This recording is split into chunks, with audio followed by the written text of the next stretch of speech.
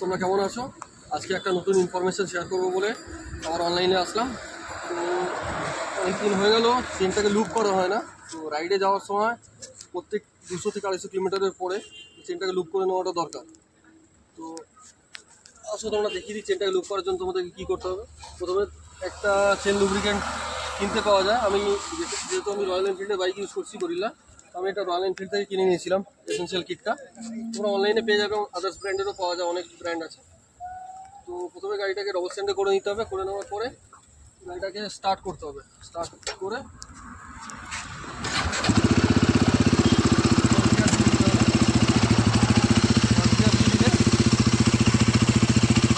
Chain loop করার সময় একটা চেন ক্লিনজার আছে, ক্লিনজার দিয়ে চেন ক্লিন করার জন্য এটাকে এখানে চেনে তোমরা স্প্রে করে নিতে পারো।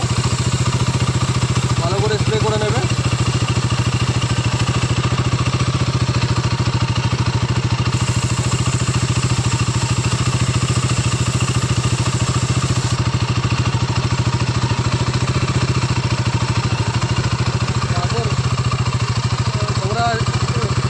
গাড়ি স্টার্ট অবস্থাতে চেনটাকে সুতির কাপড় অথবা এ দিয়ে পরিষ্কার করতে পারো, কিন্তু গাড়িটাকে বন্ধ করে করাটাই সেফটির জন্য বেটার।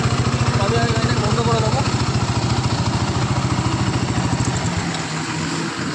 করে নিয়েছি, তোমরা দেখতে পেয়েছো। এবার চাকাটাকে তোমরা অলওয়েজ উল্টো দিকে রোটেট করবে। উল্টো দিকে রোটেট করলে কোনো রিস্ক থাকবে না। মানে কি সামনের দিকে যদি ফার্স্ট গিয়ার দিয়ে তোমরা করো তাহলে অনেক সময় আঙুল ফেঁসে যাওয়ার সম্ভাবনা আছে বা আঙুল ভেঙে যাওয়ার সম্ভাবনা থাকবে। এটা একটা সুতির কাপড় দিয়ে প্রপার ক্লিন করে নেবো।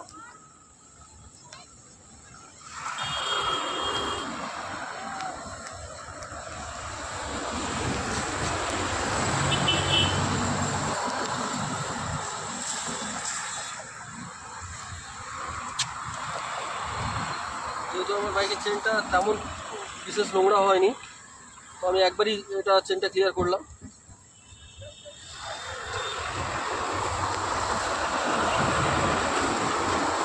চেনটা ক্লিন হয়ে যাওয়ার পরে এই কিটের মধ্যে একটা চেন লুব্রিকেন্ট আছে, এই লুব্রিকেন্টটাকে ইউজ করবো।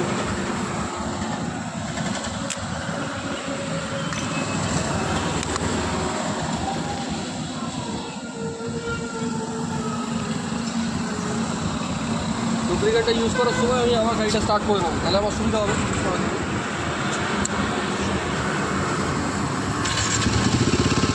স্টার্ট করে ফার্স্ট গিয়ারটা দিয়ে দেবো।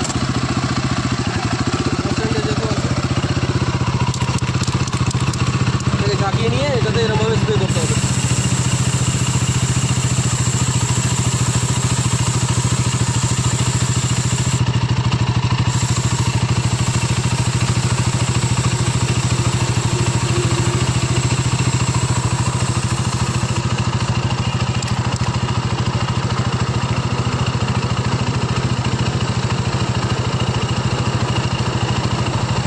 কমপ্লিট হয়ে গেছে। তো এই কিটটা তোমরা রয়্যাল এনফিল্ড থেকে পারচেস করতে পারো, যাদের রয়্যাল এনফিল্ডের বাইক আছে।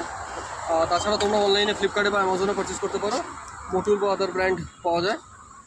তো চেনটা লুপ করা সবথেকে ভালো সময় হচ্ছে 200 থেকে 250 কিলোমিটার রাইড করার পর একবার করে চেন লুপ করলে চেনটা ভালো থাকবে, ক্লিন থাকবে, তোমার রাইডেও অনেক সুবিধা হবে। Thank you.